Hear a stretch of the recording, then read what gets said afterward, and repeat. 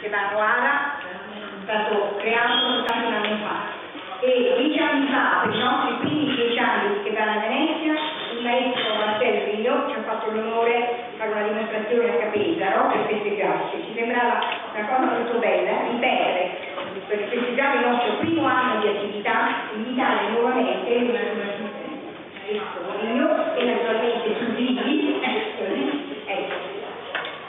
Il nostro gruppo è formato da Venezia, fatto da Treviso, Rovigo, Monza, Arezzo e Saronno. Vedete cosa c'entra Monza, Arezzo e Saronno? Io vi chiedo a Monza, quindi il Giappone mi ha dato la possibilità di spaziare invece sue piccole cittadine.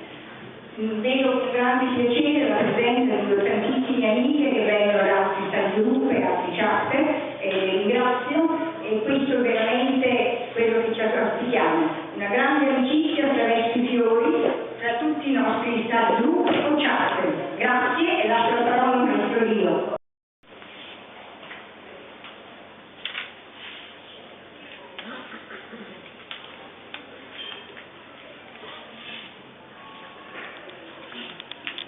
Là par contre, on a une branche qui a poussé à la verticale, donc je vais la placer si possible à la verticale. Et en ikebana, on coupe beaucoup, on utilise beaucoup le sécateur. Utilizziamo molto le forbici in ikebana, si taglia tanto. E all'inizio questo la importanza dei piedi. Mais quelquefois, les branches, surtout dans les vases de haut, ne tiennent pas, elles vont tomber, il n'y a pas de pifleur, donc il faut utiliser des techniques. Non c'è urgenza in questo tipo di vaso, con tutti i vasi alti, perché naturalmente utilizzare una tecnica particolare è molto complicata, reggere in grande.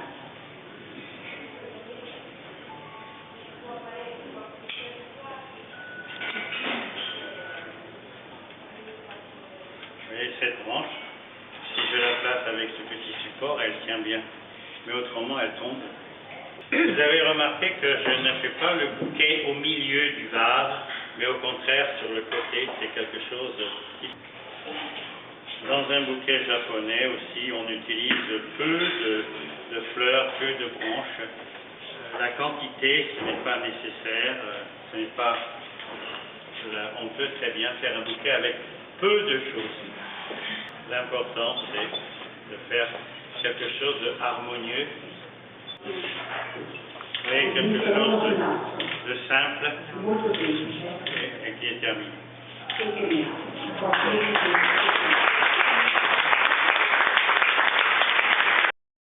Un vase Moribana et un vase Eika. Ça s'appelle un duo.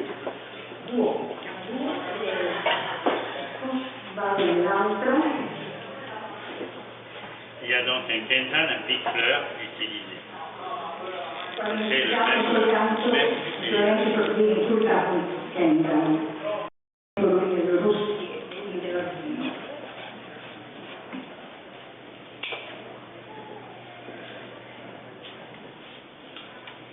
Dans les bouquets japonais, on apprécie beaucoup le vide.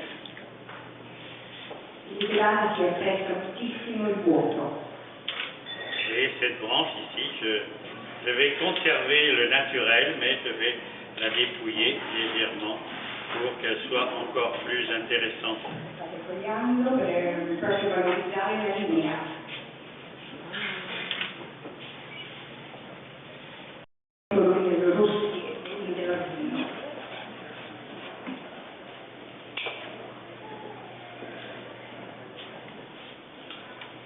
Dans les bouquets japonais, on apprécie beaucoup le vide.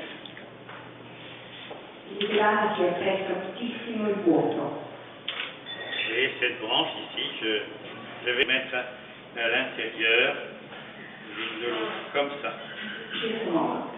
Alors là, c'est solide. Vous voyez le principe ensemble. Vous voyez à peu près le... D'accord. Et cette branche, eh bien, elle va se placer vers l'arrière pour donner un peu un plaquet. D'accord. va en placer une troisième que l'on appelle une cascade, pour les gens qui connaissent. Et là c'est pareil, je vais beaucoup la travailler parce qu'il y a trop de feuilles. Petit massage comme ça. Pour avoir une branche plus retombante, plus intéressante. Alors quand on a une petite branche comme ça, on ne peut pas faire la fente, c'est trop petit. Alors le principe c'est ça, vous faites de chaque côté un plat et on prend une tige plus grosse que vous fendez en deux. Et donc, c'est le contraire. La branche va venir à l'intérieur. Ça c'est aussi une autre technique. Et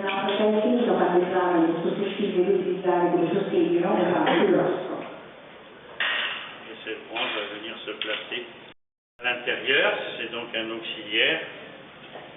La fleur va s'appuyer sur les autres branches, hein, comme ça. Voilà. On va en mettre une deuxième petite... on peut faire aussi ce qu'on appelle au Japon oridome. Oridome, c'est casser, plier la tige. Pas trop, juste un petit peu. Et après, la même chose, la branche vient se placer ici, à l'intérieur. Maintenant, je continue avec des kikus, c'est-à-dire, ça s'appelle des chrysanthèmes, à condition de placer la fleur dans la bonne position, hein. C'est-à-dire ça et pas ça. Là, elle est à l'envers, là, elle est à l'endroit. Quelquefois, c'est placé.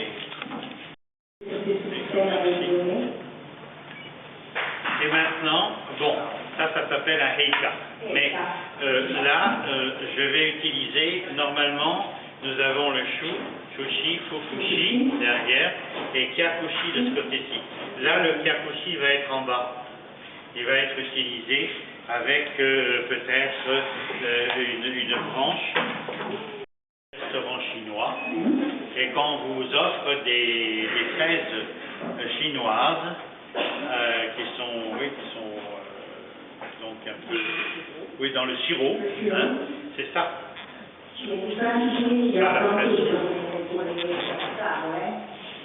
Oui, donc je vais utiliser Ribana et Heika.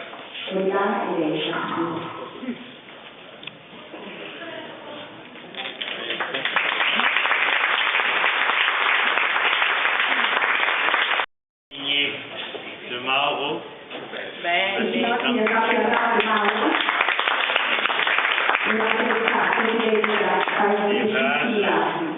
Il a utilisé la technique du takoyaki. Il sera difficile. Il me faut plusieurs quinzaines. Et c'est un paysage de la montagne. Il va y avoir plusieurs sortes de végétaux. Dans la montagne, il y a beaucoup de conifères, comme ceci, c'est-à-dire des résineux. Le principe du paysage, c'est ça, essayer de retrouver l'impression de la nature.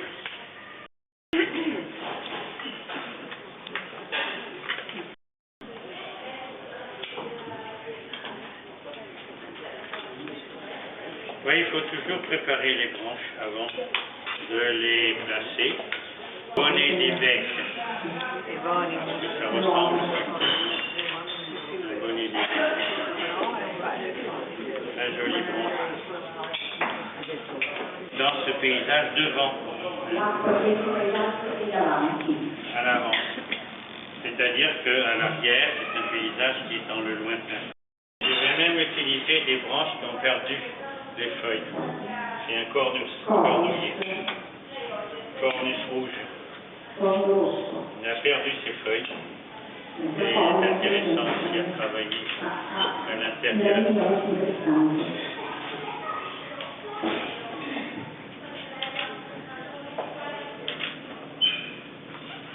Généralement, dans les paysages de montagne, on n'utilise pas de fleurs. Seulement les couleurs naturelles des branches, des baies. Et elle va être utilisée à l'intérieur, un peu comme de la mousse. Au Japon, on utilise aussi beaucoup une plante qui s'appelle Lycopodium de verdure, d'avoir une petite tache, par exemple insolite. Oui, ce ne sont pas des fleurs, mais à l'automne, comme c'est un feuillage d'automne, ce peut être des fruits, des fleurs qui ont des fruits. Hein, mais bon, on a enlevé les feuilles volontairement du bas. Et il faut laisser des vides, naturellement, comme dans la nature. Il faut donner l'impression que ces plantes ont poussé là, tout naturellement, dans les vases. C'est le principe du paysage. Hein. Et il faut essayer de trouver des végétaux qui sont en rapport avec la saison.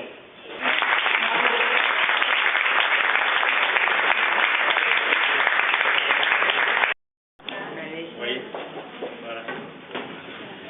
Jusqu'à présent, c'était interdit de croiser. On pouvait les faire se toucher, se frôler, comme le hanamai, mais pas se croiser.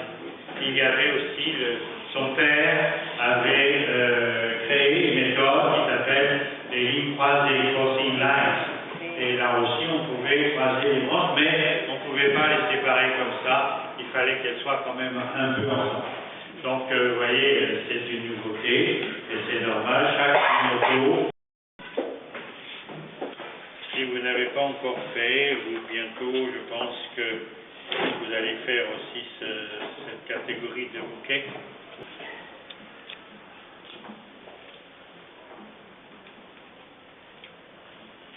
Les branches viennent se croiser volontairement.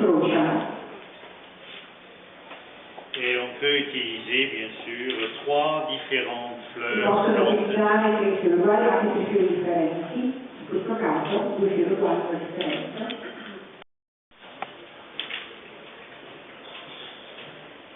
vais mettre aussi une 3e arrière, vous voyez, un petit peu comme en tournant, vous voyez, quand vous avez une toile absolument, qu'on puisse voir le bouquet des différentes facettes. Ce sont des marrons qui viennent de France. On a rapporté pour vous, spécial, c'est assez joli. Mais je ne vais pas mettre systématiquement. Oui, j'avais prévu aussi, on pouvait utiliser ce marron comme branche pour les exorcistes. Ils aiment beaucoup. Oui, petite comme ça. Vous voyez, on fait ça, vous gardez, et puis après vous les imbriquez l'une dans l'autre, et vous avez un groupe.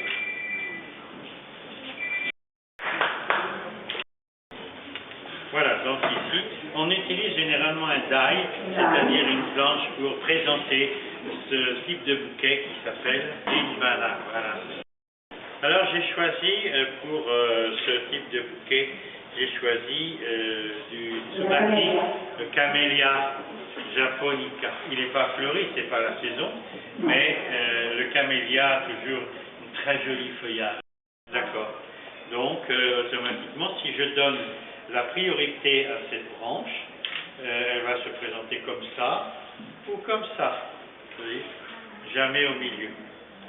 À votre avis, est-ce que c'est une branche qui va à droite ou c'est une branche qui va à gauche? À droite. Il n'y a pas de raison. Et avec le principe, c'est que au lieu d'avoir 2 points d'appui, il y a 3 points d'appui avec des piquets. Et votre branche donc peut tenir dans les bonnes formations.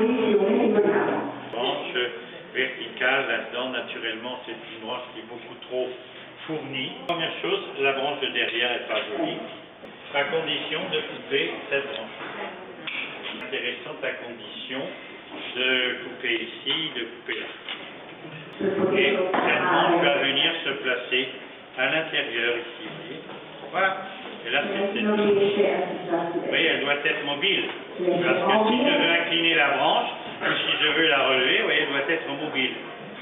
Sur le côté, hein, je la place, et elle va s'appuyer, vous voyez, sur la branche principale. Comme ça. C'est-à-dire que la branche, je me méfie. Tout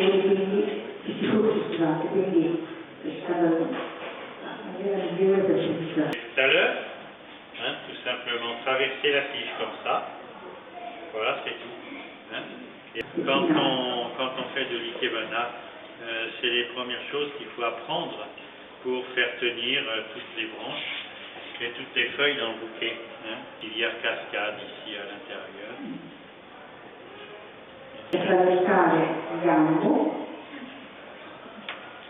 Et puis la fleur va venir se poser après à l'arrière sur les branches qui sont déjà en place. C'est-à-dire que la fleur va donc s'appuyer sur les branches qui sont déjà. Il ne faut pas la mettre comme ça, la tête en bas, il faut qu'elle soit comme ça. Naturellement, si vous ne faites rien, elle va tourner, ça c'est clair. Donc, il faut faire quelque chose, c'est-à-dire ce qu'il faut faire. Vous voyez, je la place dans sa bonne direction et je fais la béquille dans ce sens-là, de manière à avoir, vous voyez, comme ça.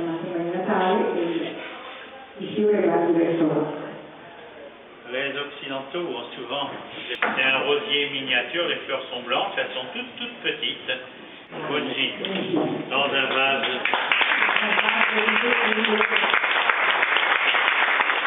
Google, c'est une plante qui s'appelle un Salix setsuka. Salix setsuka, c'est un soja que les feuilles sont tombées. Donc au fur et à mesure que je coupe, eh bien la facile. C'est une plante que l'on peut bouturer chez soi, mais il faut beaucoup d'eau. C'est une plante très gourmande en eau. Si on a à bord d'une rivière ou ça ne marche pas. Ça ne marche pas. Position. Bouquet moderne. Dans un vase aussi moderne. Utilisation des branches. Hein. En plus, quand on fait l'ikebana, on apprend la botanique dans l'eau. Très bien cette ficelle. Que dans le vase, il y avait aussi du blanc, donc il faut aussi se rapprocher un peu du vase, de la forme du vase, de la couleur du vase. Oui.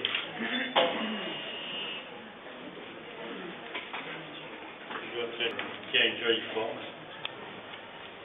Il ne faut pas l'écouter. Lentement. Vous voyez, qu'on obtient. Estremamente moderne, la composizione che si dà a una pittura, quindi guardate la rivista di vasi. Ce sont des fleurs qui viennent de Chine, dans la partie piccoli. De montrer le côté le plus attractif, de peindre aussi après. C'est intéressant aussi. Uguali,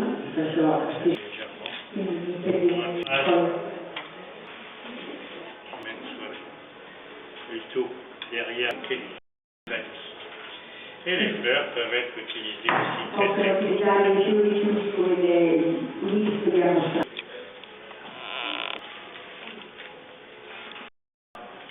comme ça. Vous les voyez bien. Là, vous les voyez pas.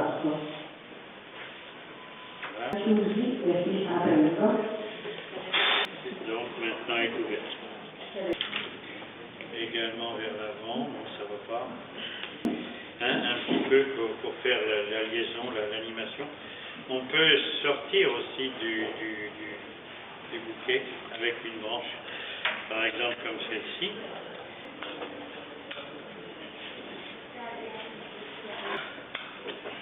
Ce sont les extrémités qui sont les plus jolies, qui sont les plus panachées. Donc, pour montrer le côté décoratif de la branche. Mais il reste, c'est toujours nécessaire, un des bouquets les plus colorés de notre école, puisque ce bleu va bien avec. Les Japonais maintenant utilisent aussi des accessoires dans leur rimpa. C'est l'étoile de mer. On peut aussi utiliser.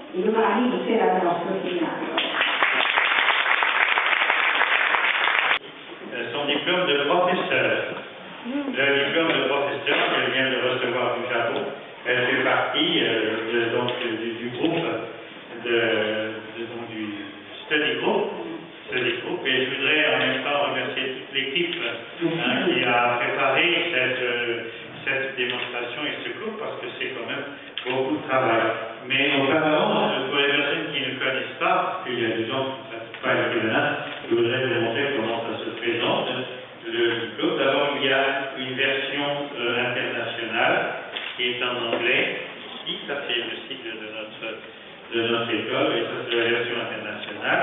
Et ça c'est la version japonaise que tous les Japonais, tous les étrangers reçoivent. Alors ça se place dans ce sens-là, et non pas comme ça.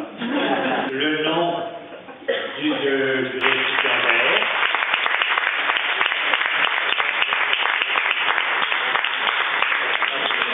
On va voir. Voilà, omedetou gozaimasu. Ça veut dire félicitations en japonais. Et ça se fait pas au Japon, mais